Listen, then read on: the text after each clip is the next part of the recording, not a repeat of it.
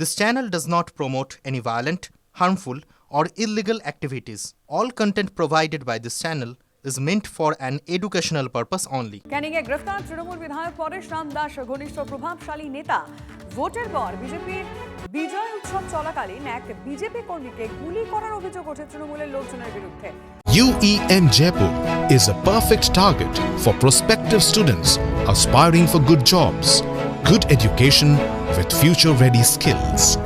ওই ঘটনায় ষড়যন্ত্রের অভিযোগ উঠেছে তৃণমূল নেতা উত্তম দাসের বিরুদ্ধে। এবার কি ব্যবস্থা জানবো আমাদের প্রতিনিধির কাছ থেকে। দেবব্রত রয়েছেন। দেবব্রত, দেখো লিমা, গতকাল গভীর রাতে ক্যানিং থানার পুলিশ এবং কেন্দ্রীয় বাহিনীর যৌথ অভিযান চালিয়ে ক্যানিং এর অন্যতম হেভিওয়েট একজন নেতা এবং যিনি হচ্ছেন চারবারের প্রধান এবং বর্তমান তিনি হচ্ছেন ক্যানিং এক পঞ্চায়েত সমিতির সভাপতি উত্তম দাস, তাকে কিন্তু কাল পুলিশ কিন্তু গ্রেপ্তার করে গভীর রাতে।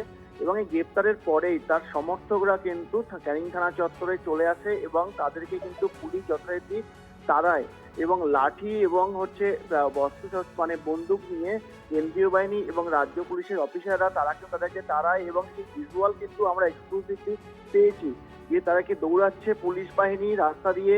এবং তাদের এর আগেও অতীতে কিন্তু ক্যানিং থানা থেকে আসামিকে ছিনতাই করার অভিযোগ রয়েছে এবং দুষ্কৃতীদের বিরুদ্ধে ক্যানিং থানা ভাঙচুরের অভিযোগ রয়েছে, কিন্তু এবার কিন্তু পুলিশ কিন্তু কড়া পদক্ষেপ নিল এবং এই ঘটনায় যথেষ্ট কিন্তু ক্যানিং এ কিন্তু রাজনৈতিক মহলে গুঞ্জন এবং ইতিমধ্যে একটা অস্থির অবস্থা তৈরি হয়েছে।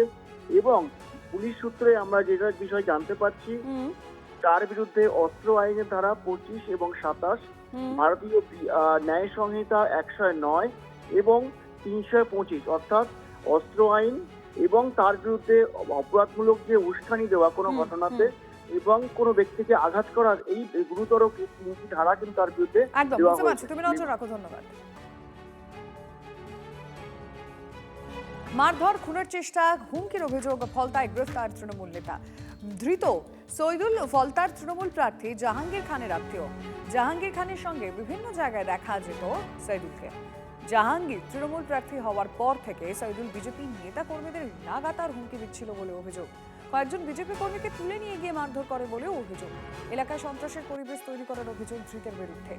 সৈদুলের বিরুদ্ধে জোড়া অভিযোগ দায়ের হয় আর সেই মামলার তদন্তে নেমে অভিযুক্তকে গ্রেফতার করেছে পুলিশ। মন্ত্রী হয়ে প্রথমবার নিজের বিধানসভা কেন্দ্র আসানসোল দক্ষিণে অগ্নিমিত্রা পাল।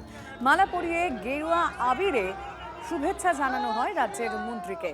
অগ্নিমিত্রাকে ঘিরে সেলিব্রেশনে মাতেন বিজেপি কর্মী সমর্থকরা। দুর্দান্ত টিম, যেখানে টিম লিডার হচ্ছেন আমাদের সম্মানীয় মুখ্যমন্ত্রী শুভেন্দু অধিকারী মহাশয়। অত্যন্ত ডাইনামিক এবং অ্যাক্টিভ। সমস্ত টিমকে নিয়ে উনি যেভাবে অলরেডি শুরু করে দিয়েছেন কাজ, আপনারা দেখতেই পাচ্ছেন। এবং আমার দপ্তরেরও একটা দুর্দান্ত, দুটো দপ্তরেরই দুর্দান্ত টিম। আমরা কমিটেড, আমরা কমপ্লিটলি কমিটেড। 5 বছর সময় এবং অনেক প্রতিশ্রুতি, কাজ শেষ করতে হবে, সুতরাং সময় নিয়ে হাতে।